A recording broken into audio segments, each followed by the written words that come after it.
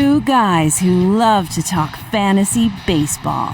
3-2. This is Full Count Fantasy Baseball. In a year that has been so improbable, the impossible has happened. Here are your improbable hosts, Dean Millard and Jordan Blundell.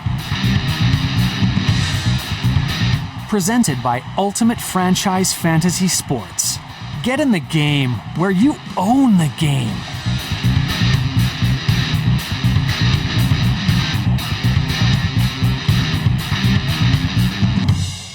All right, we are back. Here we are for Full Count Fantasy Baseball. My name is Dean Millard. I am in steamy St. Albert, just outside of Edmonton. But my good friend Jordan Blundell, who is joining me on the show as usual, you're on a roadie with the Edmonton Prospects in Lethbridge. I believe you guys have a double dip. A happy Canada Day to you for that. Just quickly, what has it been like playing in this very rare heat? Now, if you were me, you would be used to this heat having grown up in Manitoba, but growing up in Alberta, we do not get near 40 degrees very often, and it usually doesn't last over a week. What's it been like playing in this, dude?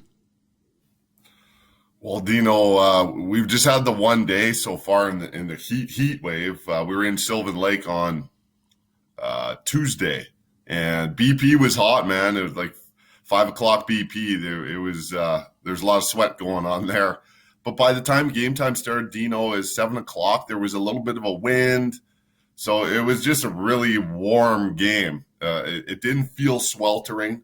We'll see what happens in Lethbridge today. We've got a 2 o'clock start. That's midday, man. The sun's up there pretty high. I'm hopeful that we get that good Lethbridge wind today so we get a little bit of relief. So we'll see. Yeah, well, I was going to say, the good thing is you are in the windiest spot in Canada other than Portage and Maine, the corner of Portage and Maine and Winnipeg. That might be the only windier spot, so you will get some nice breeze that way. This show, for everybody, is presented by Ultimate Franchise Fantasy Sports. We're going to tell you all about the biggest, most realistic, highest stakes fantasy platform out there as we go. And we are being broadcast on the Ultimate Fantasy Sports Network. And we'll tell you all about that, how you can get your show on UFSN as well. But as we always do, we take a look at the early games. And I have a question for you. This is a serious message. Peace and love. Peace and love. Okay, thank you, Mr. Starr, Mr. Ringo Starr. Okay, we see one of the early games today is the Blue Jays, and it's against Seattle, which is kind of cool because Seattle is like Toronto B. Whenever the Blue Jays are there, you've seen, I don't know if you've been to one of those games, but you've seen those games on TV when the Jays are in Seattle and all the Vancouver fans head down. But with the Jays in action on Canada Day, I'm going to ask you, who is the best Canadian in Major League Baseball right now when it comes to fantasy? If you could pick one Canadian in baseball right now for your fantasy team, who is it? Dino, I'm going with Tyler O'Neill. There's a close second. He plays for the Blue Jays, Jordan Romano. But I'm going O'Neill because I think O'Neill's got the opportunity to be a 30-30 type hitter. So far this year, he's got 15 bombs, 6 stolen bases, an 880 OPS, and he's about 50 at-bats shy of where all the other everyday guys are because he was out earlier in the year. So if you prorate that, I think he would bump ahead of Romano in fantasy value right now. I think Romano is slightly ahead of him in the fantasy point scoring. But I'm going Tyler O'Neill, man. Langley Blaze, a buddy of mine used to coach him back in my time out in Nanaimo. We had some battles out there, and kind of familiar with O'Neill, so I'm gonna lean towards O'Neill. I like the position guys, the everyday guys, a little bit better than the arms, but Romano is kind of one of those everyday arms because he's in the closer's role. So he's a guy that gets that opportunity every day, and he's fun to watch. So it was a tough call for me, Dino, but I go Tyler O'Neill on this, outfielder from the St. Louis Cardinals. All right, and so the Jays and Seattle today, two teams that, are sitting in third in their division, but still have, Toronto's only 7.5 games back. You can get hot. We've seen the Oakland A's get extremely hot for, after they started the season terrible, then go on a heater. So being 7.5 games back, or in Seattle's case, 6 games back in the AL West, definitely means you're still in contention. Now, you get closer to September, and, you need to be in that 3-4 games back. But right now is the time for both of these teams to maybe go on a bit of a heater here and a bit of a run. So we'll see what happens between the Toronto Blue Jays and the Mariners, getting underway at 11 a.m. Mountain Time, just after 1 p.m. Pacific Time. Big thanks, of course, to our title sponsor, Ultimate Franchise Fantasy Sports. It's the most realistic, the highest stakes fantasy platform out there. Whatever sport UFFS builds mimics nearly everything about the league it is based on. So hockey, we have the Klein Cup playoffs right now, mirroring the Stanley Cup playoffs. We are in the final just like they are. And if you want to get in on it, and you want to buy, say, a football team, you'll want to get to Vegas, July 16th to 18th. Massive VIP event, NFL Hall of Famers, athletes, entertainers, and franchises will be sold for the UFAHL, American football. And don't worry, we have baseball on the way. October 26th to November 7th, franchises for the Ultimate Fantasy League Baseball will be auctioned off. Get all your details at www.uffsports.com. And this is also how you can get a hold of us. You talking to me? You talking to me? You talking to me? Then who the hell else are you talking? You talking to me? Well, I'm the only one here. All right, so you can contact us through Twitter, at Duck Millard, at Jordan Blundell 4. You can also email fullcountfantasybaseball@gmail.com. You can get UFSN if you're interested in getting your show on the network, UFSN at UFFsports.com. And a couple of websites for you, fullcountfantasybaseball.ca and www.uffsports.com. Okay, dude, here are the headlines that I'm going with, and I'll get you to chime in on things as we go along. But using the Schwarber, a little play on Spaceballs there for use the Schwartz, but you're going using the Schwarber here.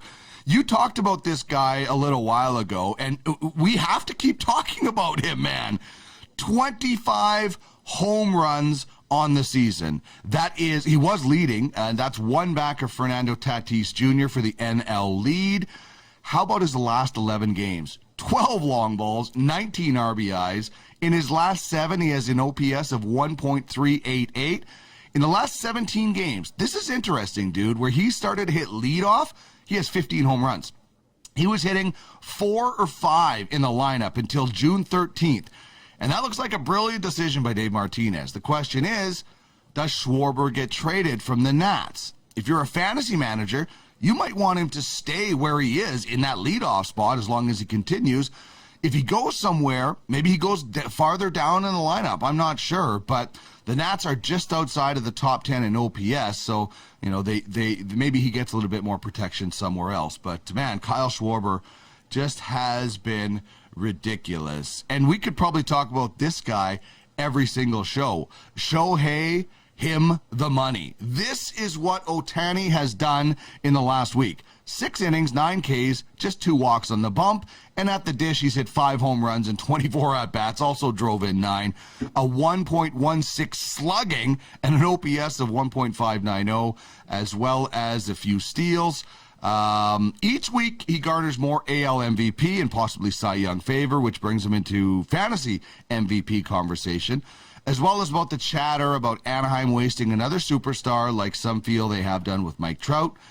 I wonder who wins more MVPs during the rest of their careers, Trout or Ohtani?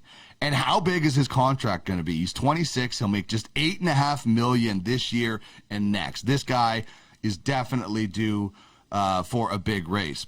Marquez on the mark. Rocky starter Herman Marquez has been one of the best pitchers in the league as of late and lost a no-hitter in the 9th on Tuesday. We could have had another one, but still pitched a complete game shutout with less than 100 pitches. Only Greg Maddux has done that before at Coors Field.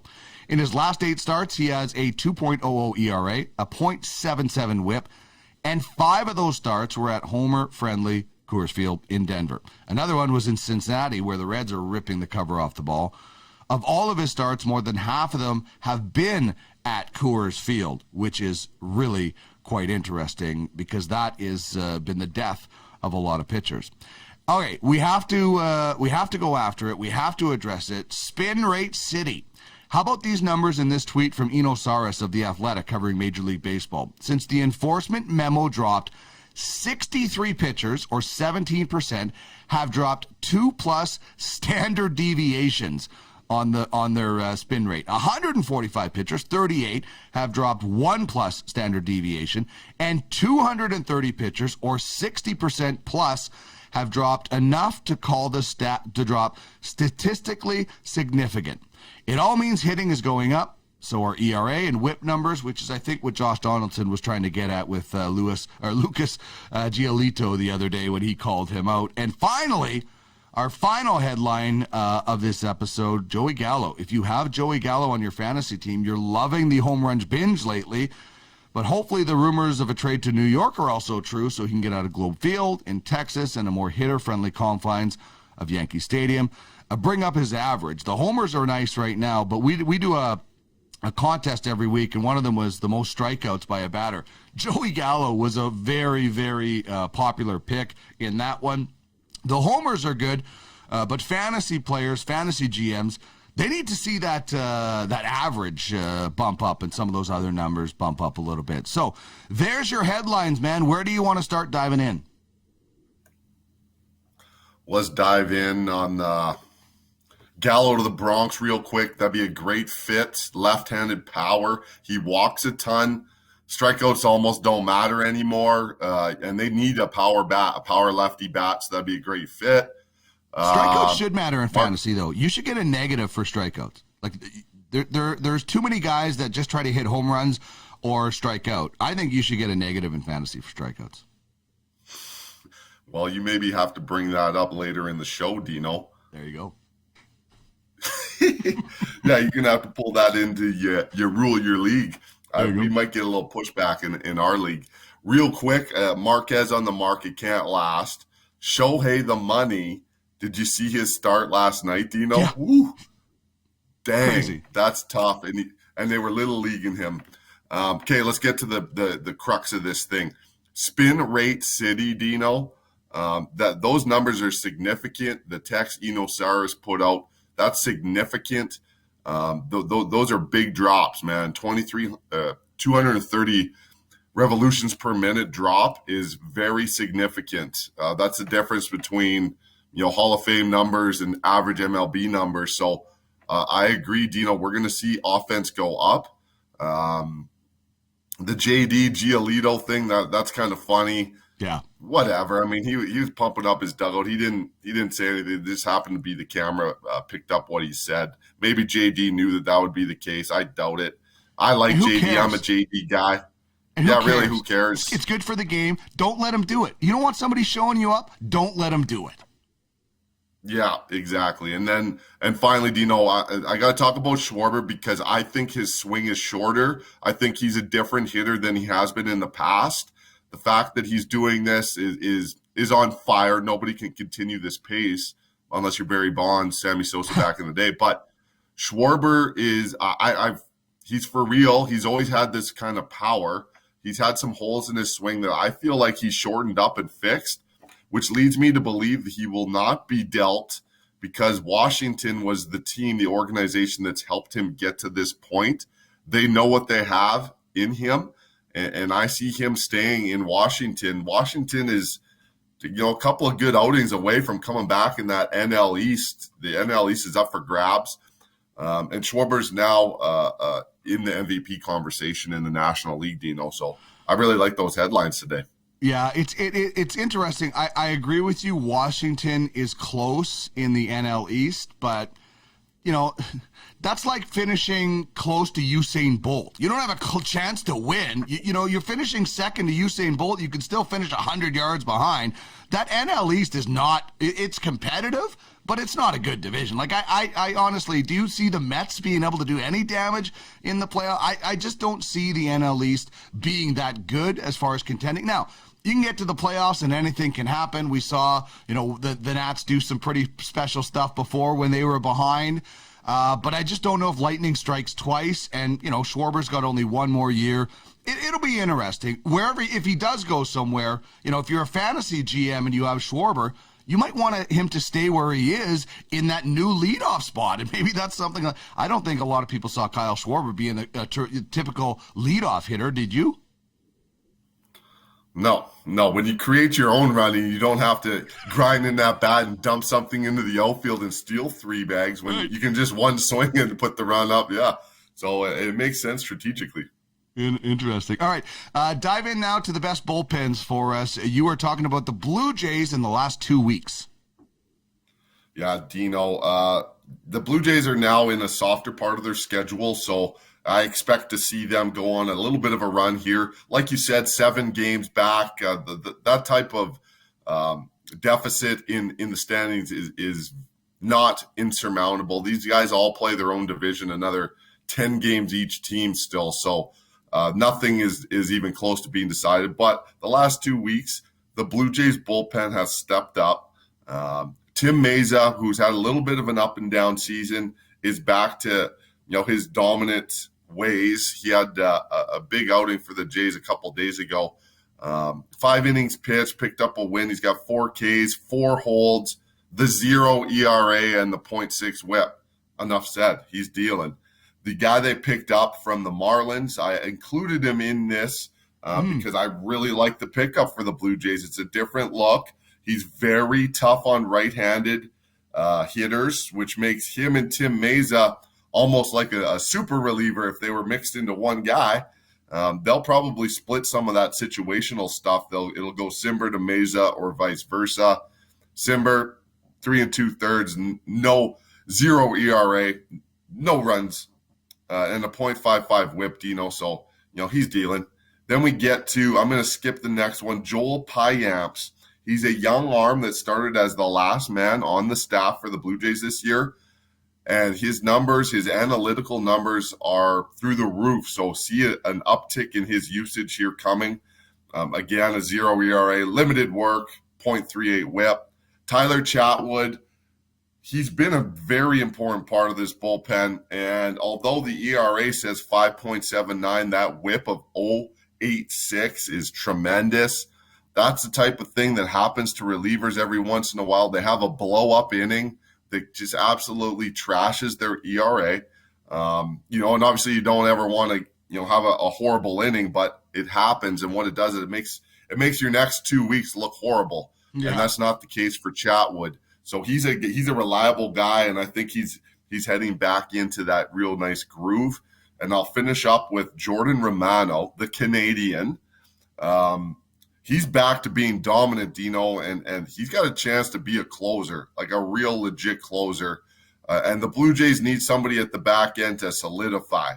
And I think Romano's doing that right now. 6 1/3 innings pitched over the last 2 weeks. He's got a win, 3 saves, 8 Ks.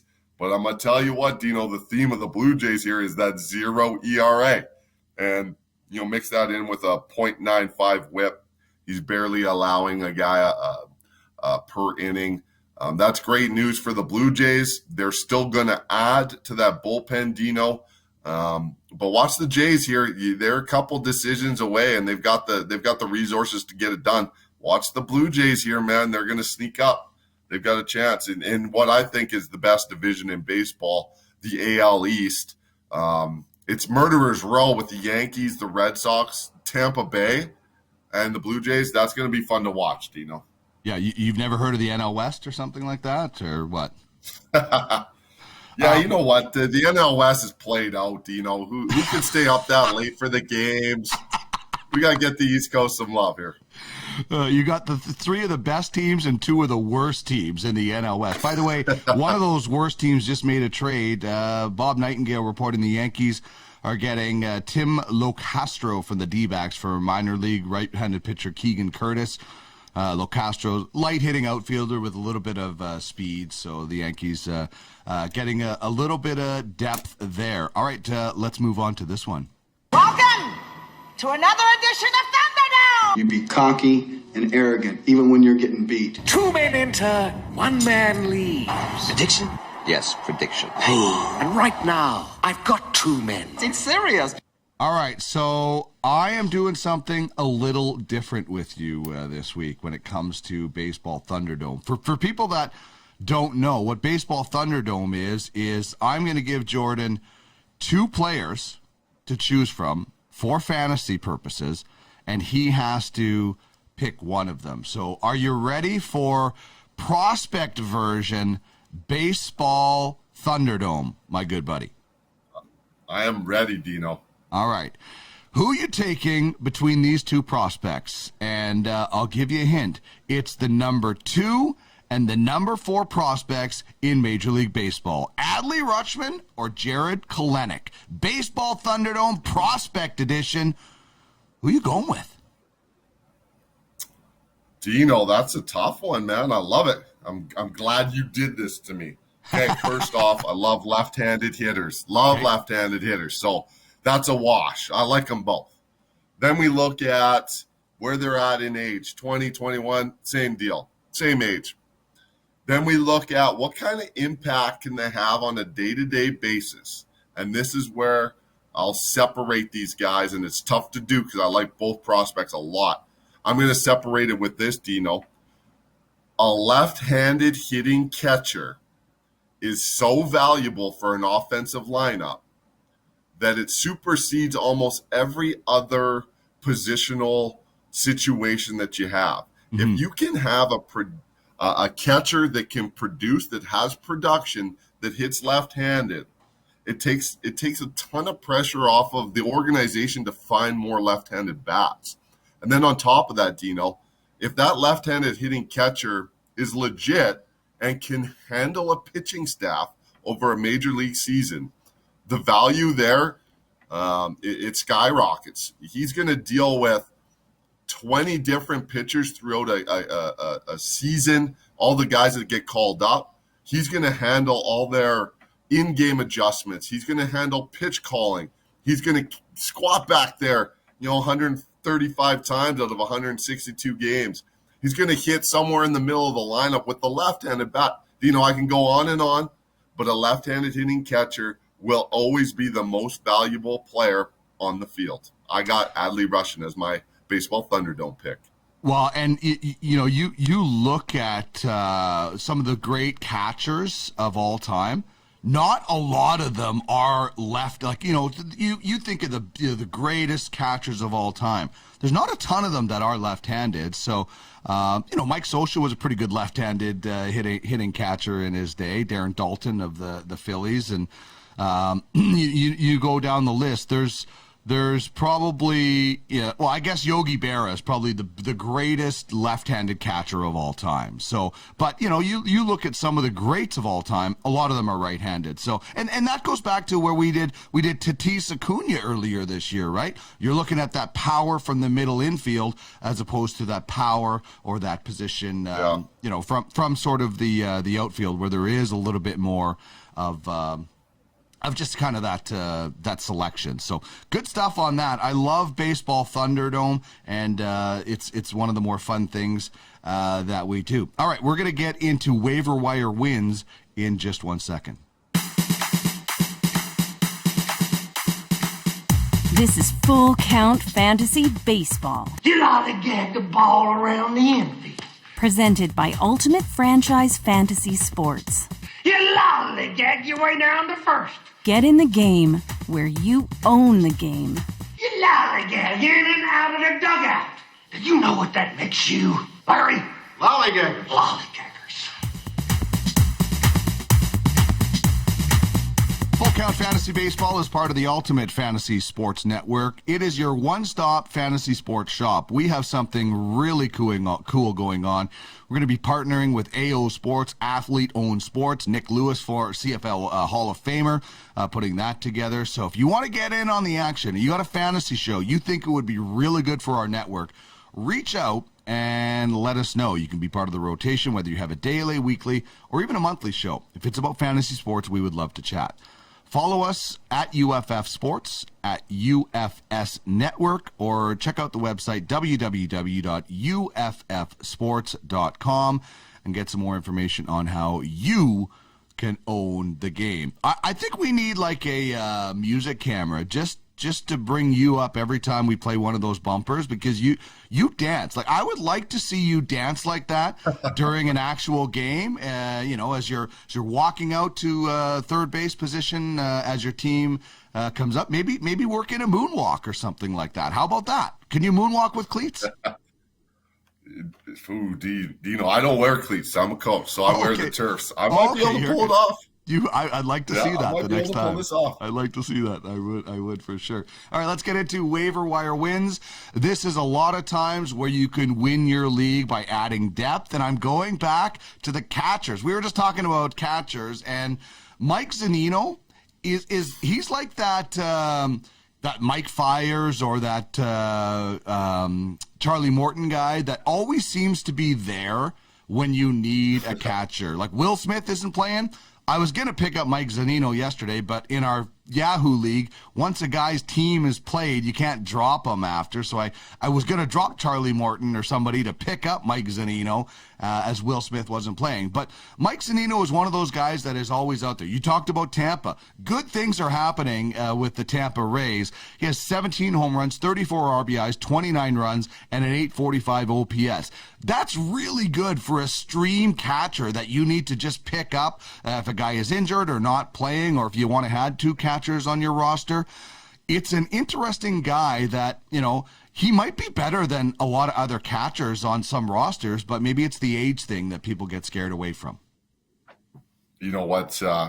Zunino's contract's coming up. I highly doubt the Rays give him the money, and he's going to go somewhere else and not be quite as productive. So watch for that in the offseason. He's a real good catch and throw guy, Dino. There's value there. Even if he's splitting time with another catcher, he's pretty big time as a defender, and you're posting the numbers right now. Those are all-star Herculean catcher numbers. So huge value for him right now, but the Rays don't pay players, so I'm sure he'll be out of there. My guy this week, Dino, waiver wire, John Birdie. He might be a Mike Fiers too, dude. He's always seems to be available. I think he's rostered in 18% of the leagues right now. You know me, Dino. You see all those positions listed. Yeah. This guy is the super utility guy of all utility guys, and right now he's going. He had a slow start. He's got potential all-star ability, Dino, and he's got some wheels. So I like him as a pickup. I just grabbed him in one of my leagues. There's the versatility versus having another power bat that sits on the bench that's just an outfield designated guy. I figured it'd be better to have a guy that can slot in a few different spots and maybe get me some stolen bases. And you can't deny the 1,000 OPS. I mean, I'll take that. I mean, shoot, if John Birdie did that all year, he'd be the MVP of baseball with what his skill set is. So right now he's going hot. I picked him up. He's a good guy to check out on your waiver wire. If he's available, he's a good guy. Having those guys, I always have at least one of them. Jonathan VR of the Mets is one of those guys, and David Fletcher of the Angels. They might not be power hitting guys, but David Fletcher he recently was heating up. He had an OPS for the last week and a half over 1,000. So those guys that can play all over the place are just massively valuable. I just want to tell you about a trade that I made this week. On paper, you might be saying, wow, that is a lopsided deal. And so unfortunately, my computer is acting up. But the trade was I traded Paul Goldschmidt, Francisco Lindor, Justin Foscue as a prospect. And I'm just, sorry, I got to find it here. So I traded Lindor, Starling Marte, Foscue, and Goldschmidt for Ahmad Rosario, Jesus Aguilar, Tim Anderson, and Jeter Downs. Now, before you wonder why I did that or why that trade had happened, Goldschmidt and Lindor I was losing for nothing at the end of the season. Like I was getting nothing. And both of those guys have been struggling this year. It's not, losing them is not going to mean. Jeter Downs is the guy I got really excited about. And I like Tim Anderson, too, because some of these guys came in with contracts that I can keep. So it allowed me to get a few players for down the road and also get rid of players I wasn't going to get anything back and pick up, the number 2 prospect in the Red Sox, who I'm going to talk about a little bit later. But your thoughts on that deal? Dino, I really like it. I'm a big Lindor guy, but there's a good chance Tim Anderson at least equals what Lindor will do, if not surpass that. Tim Anderson's numbers over the last 162 are outstanding. And I don't see that not continuing. So good deal right there, Dino. And I agree with you. I like you getting Jeter Downs in that deal as well.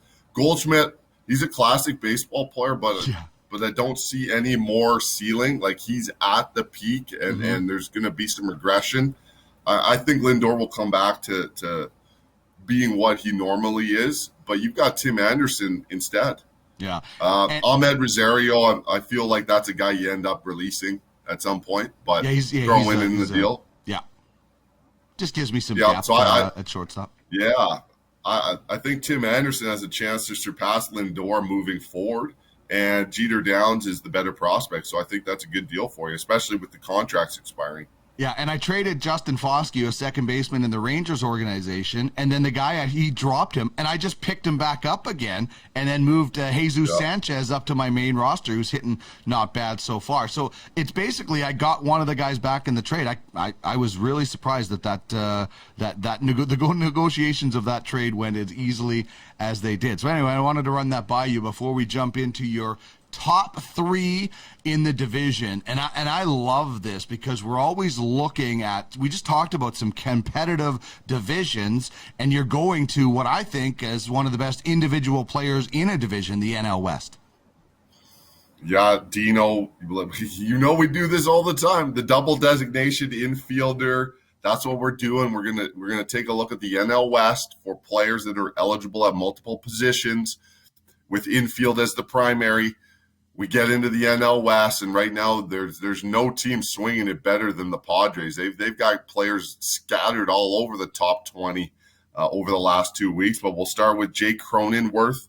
Dino, a first base, second base, shortstop designated player. Huge value there. 16 hits, 14 runs, 6 bombs, 14 RBIs in the 1,400 OPS. 14s are wild, Dino. If this were Vegas and 14s was a game, Cronenworth would be cashing in. Then we got number 2, Manny Machado, who's having a little bit of a down year, aside from the fact that he's still putting numbers up. Kind of weird to say, but third base, shortstop, and frankly, Dino, they might as well add second base to that designation. He plays short right field more than he plays anywhere else. So at some point, fantasy baseball better. The other day, he almost made a catch on the warning track, dude, in right field. Yeah, like, we'll put right field and second man. Base on there. Get rid of the shift. That's brutal. 16 hits, 3 bombs, 12 ribs. I like the 2 stolen bases, Dino. You know that.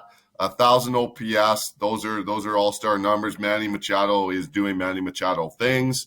And then we catch the wave of the San Francisco Giants, the surprise team in baseball. How are they doing it? Nobody knows. This is crazy. The Giants, 50 wins already. Are you kidding me? On a roster that some people would have picked to finish last. Yeah. Even Giants fans. Wilmer Flores. Jack Cookson has texted me, and he's continually telling me it's not going to last while they continually keep staying at the top. Well, you know what? The pitching is baseball, and their pitching staff's doing it. But Wilmer Flores, first base, second base, third base designated player. Maybe he's finally maturing into a consistent everyday player. He's had flashes over the years, and when he was with the Mets, flashes of just really great play. Maybe this is one of the reasons there's some maturity level there. The Giants are a veteran team. Wilmer Flores is flourishing. Over the last 2 weeks, Dino, 4 bombs, 8 ribs, 9 runs scored, and an 1,100 OPS. We'll take that any day. So Wilmer Flores, the versatility, there's a few guys out in the NL West doing that. So that's top 3 in the division for the National League West, double designated infielder eligible. Well, it's interesting. Was Wilmer Flores the guy who thought he had got traded by the Mets in that one game, and then he didn't get it traded? So, maybe he's becoming famous for something more than that GIF or meme or whatever it might have been. But the guy, he's not a double designated infielder, but the guy who might be having the biggest effect on that team might be Buster Posey. Like the season that this guy is having. This is a former MVP, obviously the World Series champion, but this guy's having a great season, and there might not be a better, quote unquote leader in the game of baseball right now than maybe Buster Posey. And this is coming from a Dodgers fan, man. It's hard for me to say. You know what? That means something to me, Dino, that you're saying that about a Giants player. But it's true, though. He's having a hell of a season. It's respect, right? You got to listen. Yeah. I'm not cheering for Fernando Tatis, but I respect what he does. I'm not cheering for Buster Posey, but I respect what those guys do. And if you can't respect your opponent at the very least, then you shouldn't even be playing in the game or being a fan. That's my opinion. I don't have to cheer for him, but I got to realize it's just you got to realize how good they are and give them their due. All right, we're going to look ahead into the future with our prospect peak in just 1 second.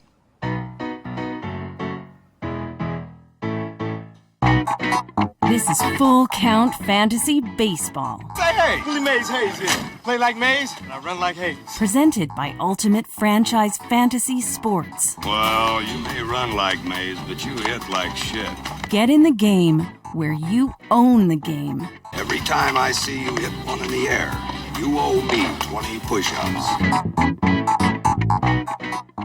Full Count Fantasy Baseball is presented by Ultimate Franchise Fantasy Sports, the most realistic fantasy platform around. The Ultimate Fantasy Hockey League mimics everything about the NHL, from a scouting program to playoff series. We are in the finals of our Klein Cup, which mirrors the Stanley Cup, and we have a playoff draft where you pluck from the non-fantasy teams that didn't make the playoffs. And every league will be like that. Baseball, same thing. You're going to have to plan. If you're in that wild card game, you're going to have to plan your playoff draft to get through that wild card game. First of all, there's so much strategy that goes into it. And these aren't just fantasy players. They are going to be NFTs, digital assets on the Zilliqa blockchain.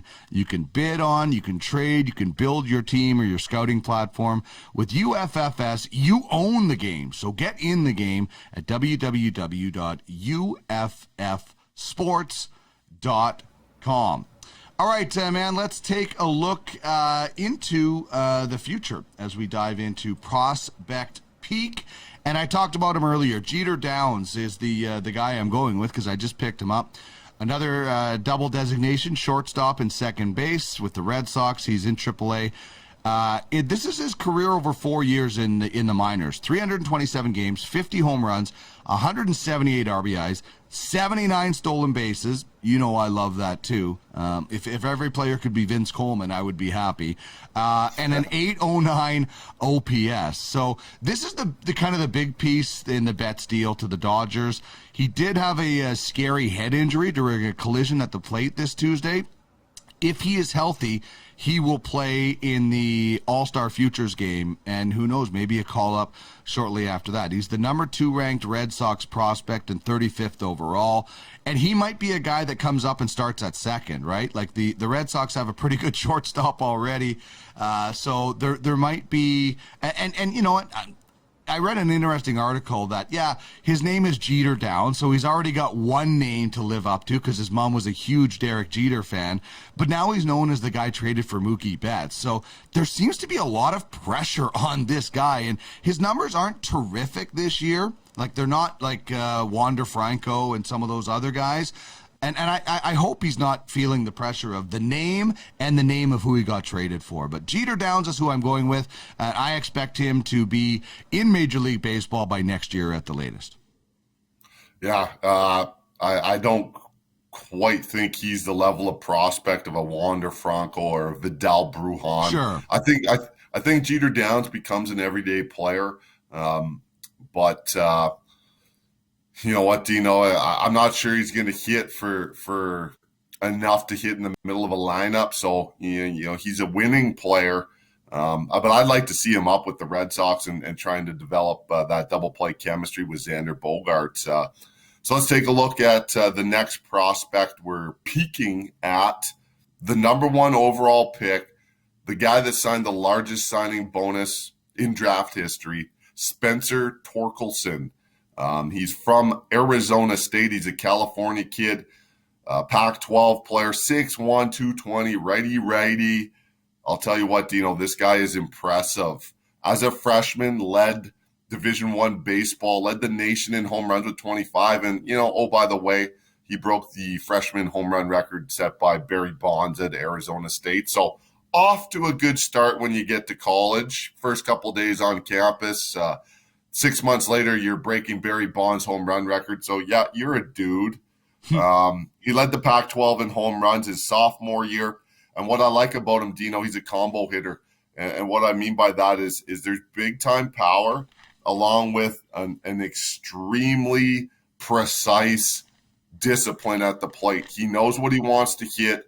He swings at the right pitches. He offers the barrel at the right pitches. And he takes pitches he doesn't want to crush. And that's the difference between a guy like him, and, you know, obviously he's got to prove it, Dino, and a guy like Joey Gallo who will offer at more pitches. He'll take pitches, but he'll also chase. This guy's got big time eyes. His on base percentage in college was outstanding at a 440 clip. You know what? When he goes to high A, he plays 31 games. He swings 312, on base 440, and then slugs high 500s. That gets you a call up, Dino. And now he's in Double A. He's off to a little bit of a slower start in Double A, but he is 21. There's a chance he gets called up. There's some service time issues, so we may not see him until next year because of that, Dino. But he's by 2022, April, May. I expect to see him as an everyday Major League Baseball player and doing damage right off the hop. So keep your eyes on Spencer Torkelson. You mentioned Barry Bonds. Are you a Simpsons fan? Were you a Simpsons fan growing up? I like Simpsons. Yeah, there's some funny parts. You remember the Burns softball episode, right? Oh, like that's a classic. So everybody makes note of how the Simpsons have predicted so many things. All the things of their episodes. Donald Trump becomes president. But that baseball thing was so funny because I think it was Ken Griffey Jr. that ended up getting gigantism and his head got so big. That's the same thing that happened to Barry Bonds, man.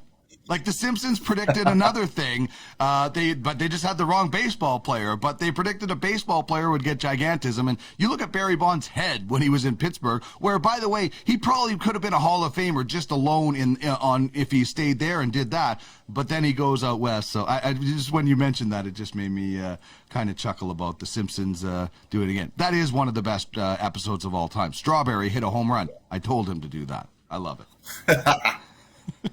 Okay, let's get into our final segment. We're going to talk about some rules.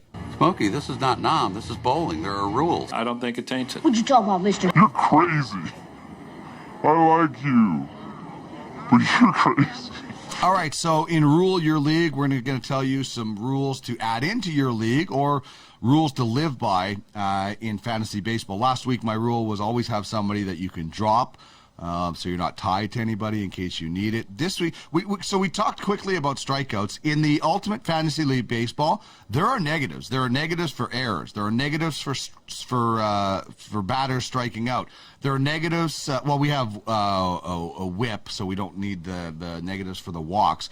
But there are negatives for different things: blown saves, losses. I think fantasy leagues should have negatives, especially errors, so you just can't get a guy who boots it all the time. But that's not my rule this week. That's just a thought. I always think there should be negatives in fantasy sports. But my rule this week is we have this in one of our baseball leagues where you cannot release a player that you have signed to a 4-year deal. So in our league, it's a dynasty league, and you can sign guys from either 1 to 4 years, and you have a 52 cap limit. But what we brought in a while ago, and this was my idea, and it's burned me, man. It has burned me. If you sign a guy to a 4-year deal, you cannot release him until his final year, or he actually retires, or goes to Japan or something like that, or the Korean Baseball League.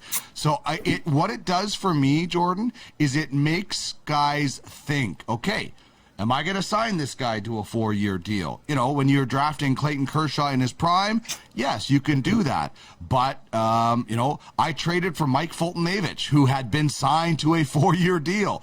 That's killing me right now because I'd like to release him, although he has been better as of late.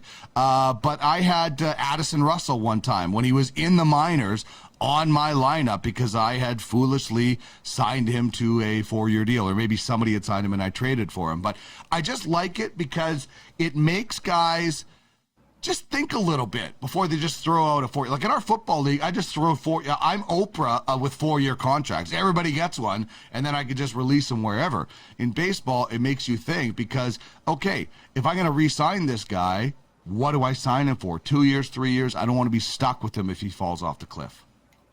You're explaining what a good GM goes through, man, and that's why I love that type of league. You're right. You have to take a chance if you're going to go that term with a guy. You better be pretty sure that he's capable of maintaining at least the level that he's at. And if you're going to make that commitment, you're hoping that his ceiling's a little bit higher. So I love that rule, Dino, and it keeps GMs accountable. Like you said, in the football, you could just hand out contracts like Oprah. You get a contract, you get a contract. In this way, you are accountable. It makes it so that it's fair as well, that you have a decision to make ultimately at the end of the day that affects everybody in the league. And that's good for fantasy baseball. So I love that rule, Dino. Yeah, and you know what else it's good for? If you're a rebuilding team, you can go to a team and say, hey, I know you got this guy on your roster that still has 2 years left and you can't release him. I'll take him now with an extra draft pick or something off your hands because I've got the room. So it allows those smaller teams to take on bad contracts and get something with that as a little bit of sugar on top. So I just think it's good. I think there should be always accountability. All right, quickly, you got to get out and get ready for a doubleheader, but let's get to the weekend watch. When you're not watching your team hopefully win down in Lethbridge, I want to know what you're going to be watching. I am going to be going tomorrow night. Urias, Scherzer, Dodgers, Nationals. Does Scherzer get dealt? That's a question for the Nationals. There was a lot of talk about him getting dealt, but as you mentioned, they're kind of in the mix in that. Well, they are in the mix in that division, so maybe he doesn't get dealt. But Scherzer, Urias, one guy on his way up to winning Cy Youngs, the other guy has been there. So I'm looking forward to that matchup for sure. I love that matchup, Dino. I'm going to go team matchup. Instead, because it doesn't quite line up. We just miss a DeGrom versus Garrett Cole matchup, but the Subway Series is back on. You got the Yankees and Mets going at it this weekend. Cole's going on Saturday. I believe DeGrom's throwing today, so we just missed that opportunity. That would have been awesome to see DeGrom versus Cole. Nevertheless, whenever the two New York teams play, it's pretty special. It'll be fun to watch and see what's going on. The Mets can't score runs. They could pitch it, and the Yankees are struggling in all sorts of different ways. One day they can pitch it, the next day they can't. One day they can swing it, the next day they can't. Inconsistency there. You're hearing whispers of fire Booney. I don't think that's going to happen. But the Yankees are underperforming, so expect more additions to that roster. And honestly, Dino, I'm not sure when it's time to get rid of Rougned Odor, but he's not a big league player anymore, and I'm not sure why the Yankees even went and got him. So that's going to be a fun series to watch for me, Dino, and I will be tuning in because I've got Garrett Cole in our league. I will be watching that before our Saturday night game. I'll be picking up Garrett Cole's 11 a.m. start Saturday morning. All right. Full Count Fantasy Baseball, part of the Ultimate Fantasy Sports Network. UFSN, your one-stop fantasy Sports Shop. Check out our YouTube channel. Soon will be all athlete-owned sports. And here are some of the shows that we have. UFFS podcast every second Sunday. Big one this Sunday. Going to get you set for the UFAHL auctions. 2-Minute Tuesday with Darren Bates. Tracking the draft with myself and Craig Button. Full Count Fantasy Baseball. This show live noon on Thursdays. UFHL Now comes your way tomorrow. And the Ultimate Roundtable once a month on Saturdays. And as mentioned, head to UFFsports.com. Right there you can get all the information about the football auctions in Vegas. Just one more piece of advice for everybody. You be cocky and arrogant, even when you're getting beat. And it is now time to say goodbye. Ban the shift. Good luck today, my man. Have some fun out there. Stay hydrated, and we'll talk to you real soon. Have fun with it, buddy. Thanks, Dean. I'll see you later, man.